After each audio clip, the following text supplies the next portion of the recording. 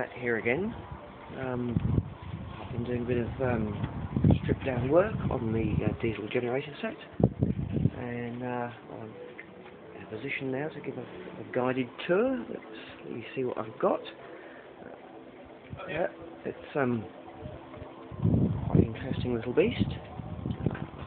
Cleared away a lot of the crap around it so that you can see better what's going on. But it's in the shed because it's too fucking heavy for me to lift out, so we may not get a good view of the bits. I've pulled the flywheel off. That was fun. It came up very easily. This is it. I reckon that's got to weigh 20 kilos. It's stupidly massive. I can barely lift the thing with one hand, and it's going to have to go on a bit of a diet. I think we'll probably lose all of this back, and certainly at least a half-inch off the rim, because when it's fitted, that half-inch overlaps that nice ring of 8 bolts that you can see there, which, well, if nothing else, will let me fit a guard or something when it's finally belt-driven in the bike.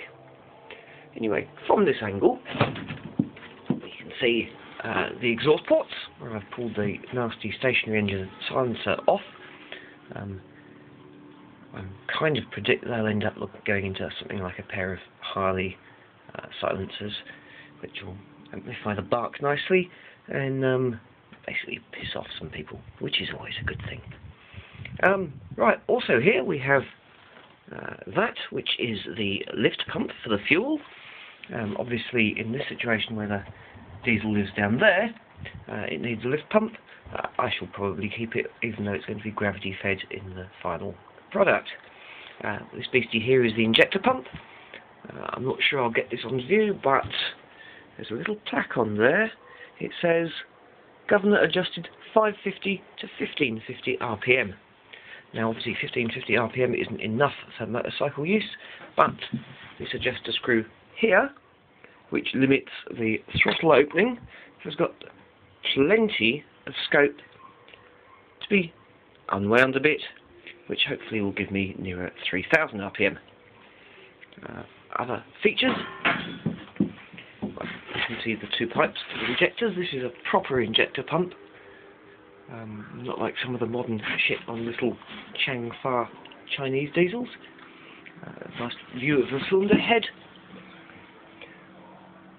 Come on camera, keep up with the low light in here. We have the glow plug there, fuel injector there, complete with a little spill pipe off, which goes back to the tank. Interesting feature is the starter motor. Now, given that the flywheel lives over here somewhere, the starter motor drives this way. I'm not sure what's inside the casing at that end that it drives. I suspect there's probably a smaller subsidiary flywheel, which, well, it's going to remain a mystery because I really don't want to take the cover off. Right, let's have a look at the other end. Move the bugger a bit. Now, we're looking into the fan housing. This here is the hub for the fan, which I've removed just so I could see what's going on. Very nicely driven off the end of the crankshaft by a belt with a nice externally adjustable tensioner. This is labelled oil filter. It can't be very big, and I doubt I'll ever get spares for it. I was hoping to strip away all of this tinware to expose the engine, which you can see inside both sides very definitely is a 90-degree V-twin. However, this upper section here is cast in to that piece and is the front of the timing chest, and I kind of suspect that hacking it away isn't a very good idea. I'm planning to run this with the cylinders fore and aft in a kind of Harley-Davidson layout, and I'm therefore worried about the rear cylinder overheating, which will be that one there.